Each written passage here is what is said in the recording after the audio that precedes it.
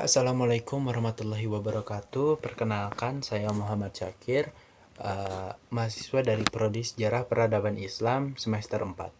Pada video ini saya akan membahas 3 buku yang sangat menarik dan membuka cakrawala kita tentang dunia Islam dari berbagai sisi.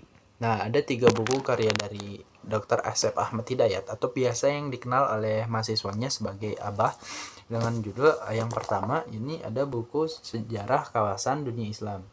Bukan sejarah, studi kawasan dunia Islam.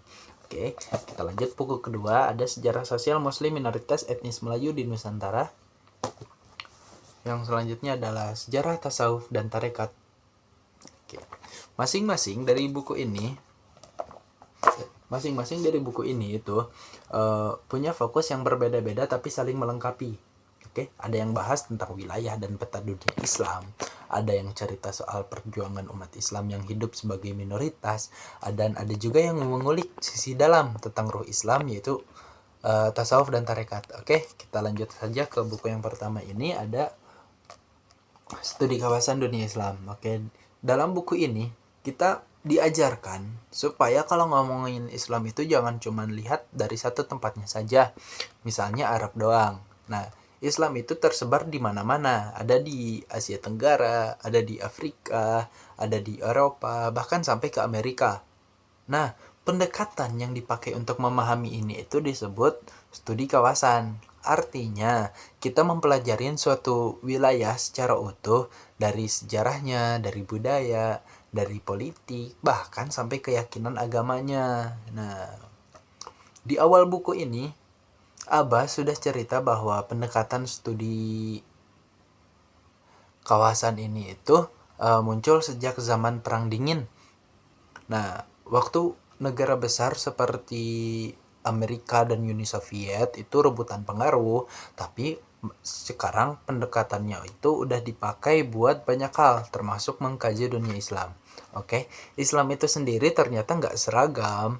Budaya Islam di Maroko beda sama yang di Aceh. Cara berpikir umat Islam di Iran beda sama kayak di Indonesia. Nah, makanya kata Abah jangan pakai satu kacamata aja untuk melihat Islam. Nah, karena kenyataannya dunia Islam itu beragam, luas, dan saling nyambung satu sama lain. Oke, di bagian akhir buku ini juga ada pembagian dunia Islam berdasarkan kawasan. Oke, yang kedua kita lanjut ke sejarah sosial Muslim minoritas etnis Melayu di Nusantara. Oke, buku ini itu fokusnya ke umat Islam yang hidup di negara-negara mayoritas penduduknya bukan Muslim. Oke, seperti Thailand, Filipina, Timor Leste, dan Singapura. Oke, di Thailand khususnya di Patani, umat Islam itu hidup di tengah mayoritas Buddha. Tapi mereka tetap berjuang mempertahankan identitas dan tradisi Islam mereka, dari pendidikannya, dari budaya, sampai politiknya. Nah, terus kita ada di Filipina, yang kita kenal itu kelompok Muslim Moro. Nah, mereka udah lama hidup di sana, bahkan sebelum datangnya Spanyol dan Amerika. Tapi setelah kolonialisme masuk, mereka itu dijajah dan dipinggirkan sampai sekarang pun perjuangan dari mereka itu belum selesai. Itu yang selanjutnya ada dari Timor Leste. Nah, umat Islam jumlahnya sedikit yang berada di Timor Leste, tapi tetap ada dan bertahan. Bahkan setelah Timor Leste itu memisahkan diri dari Indonesia. Lalu ada di Singapura. Nah, meskipun minoritas, umat Islam ini itu cukup berkembang.